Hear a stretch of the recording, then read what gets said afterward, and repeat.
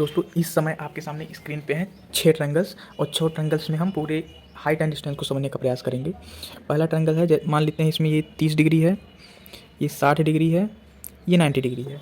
तो 30 डिग्री के सामने अगर ये एक यूनिट है तो 60 डिग्री के सामने ये √3 यूनिट होगा और 90 डिग्री के सामने ये 2 यूनिट होगा।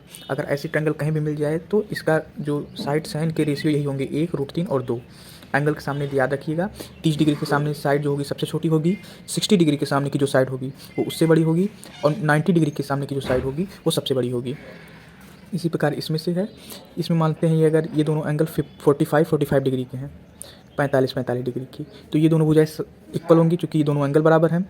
यदि ये 1 यूनिट है तो ये भी 1 यूनिट होगा और ये हो जाएगा √2 यूनिट पाइथागोरस प्रमेय से। और तीसरा ट्रायंगल है,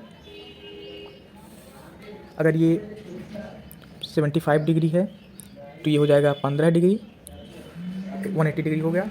अब इसकी अगर भुजाओं के रेशियो का बात करें तो ये थोड़ा सा टिपिकल है, √3 - 1 ये होगा 15 डिग्री के सामने, 75 डिग्री के सामने √3 + 1 होगा और ये होगा 2√2। हालांकि याद रखेंगे तो आसानी से याद हो जाएगा। ये जो हैं ये अक्सर पूछे जाते हैं, लगभग सवाल इसी पे बनते हैं कि कोई व्यक्ति है, यहाँ पे उसके आँखों पे जो नैन कोड बन रहा है 30 डिग्री बन रहा है, तो थोड़ा और आगे चलता है तो ये 45 डिग्री हो जाता है। तो अब बताइए, तो इसमें देखिए ये 45 डिग्री है, अगर ये 1 यूनिट है तो बी से डी तक भी 1 यूनिट ही होगा, 1 यूनिट होगा और ये हो जाएगा √2 यूनिट। ऊपर आपको बताया गया है 1 1 है तो √2 होता है, ये 1 है ये 1 है तो ये √2 होगा, क्योंकि ये 45 ये 90 तो ये भी 45 हो जाएगा और ये पूरा हो जाएगा, ये 30 ये 90 ये पूरा हो जाएगा 60 डिग्री। अगर 30 डिग्री के सामने 1 यूनिट है तो 60 डिग्री के सामने √3 यूनिट होना चाहिए। यहाँ देखिए, अगर 30 डिग्री के सामने 1 यूनिट तो 60 डिग्री के सामने √3 यूनिट, तो इस हिसाब से ये √3 यूनिट होना चाहिए पूरा BC। लेकिन 1 यूनिट यहाँ हो गया तो इसको √3 - 1 यूनिट कर दीजिए। अब देखिए पूरा √3 यूनिट हो गया, ये √3 यूनिट है पूरा, ये 1 यूनिट है तो ये हो जाएगा 2 यूनिट। अब आप देखिए सबकी लंबाई निकल गई, ये 1 है, ये 1 है, ये √2 है, ये √3 - 1 है, ये 2 यूनिट है। आप जाएंगे क्वेश्चन देखेंगे तो डायरेक्ट वहाँ आपको सवाल ऐसे मिल जाएंगे, डायरेक्ट सवाल ऐसे मिलेंगे। यहाँ पे कुछ रहेगा, इसका पूछ लेगा, D से C से पूछ लेगा, B से D का पूछ लेगा, ये पूछ लेगा, कोई भी एक पूछ लेगा और रेशियो हमेशा यही रहेगा। यहाँ देखिए 30 45 दे दिया, और क्या हो सकता है, हो सकता है कि ये 45 और 60 कर दे, 45 डिग्री और 60 डिग्री, फिर भी सब कुछ वही चलना है। ये तो आपका 90 डिग्री होगा, ये 60 है तो ये 30 डिग्री हो जाएगा, ठीक है, और ये पूरा हो जाएगा 45 डिग्री। तो अगर ये 30 डिग्री है इस ट्रायंगल में ABD में, अगर ये 30 डिग्री है तो 30 डिग्री के सामने अगर 1 यूनिट है तो 60 डिग्री के सामने √3 यूनिट होगा और ये हो जाएगा 2 यूनिट।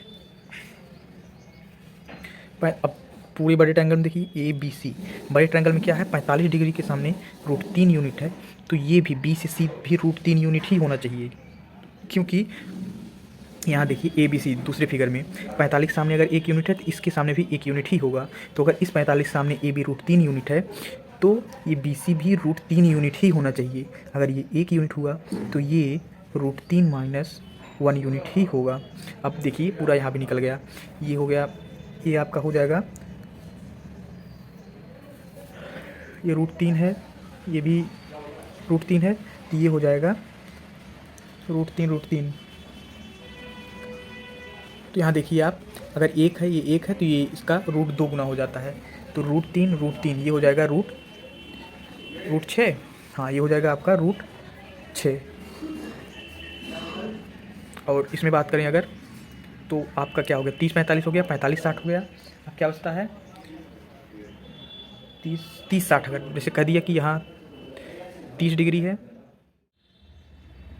ये 30 डिग्री के सामने 1 यूनिट, 60 के सामने √3 यूनिट इस ट्रायंगल में हो गया। अब इस बड़े वाले ट्रायंगल की बात करते हैं, ये 30 डिग्री है और तो ये हो जाएगा पूरा 60 डिग्री, ये 30 पूरा हो जाएगा 60 डिग्री।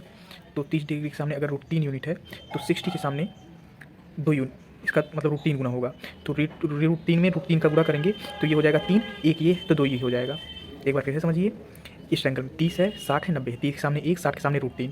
अब बड़े ट्रायंगल में आते हैं, ये 30 हो गया, ये 60 हो गया, तो 30 के सामने √3 है तो ये इसका √3 गुना हो जाएगा 60 के सामने। यहाँ देखिए 30 के सामने 1 तो 60 के सामने √3 गुना, तो 30 के सामने √3 यूनिट है तो 60 के सामने √3 का √3 गुना मतलब 3, ये 1 है तो ये हो जाएगा 2, ठीक, ये √3, ये 3, ये हो जाएगा 2√3।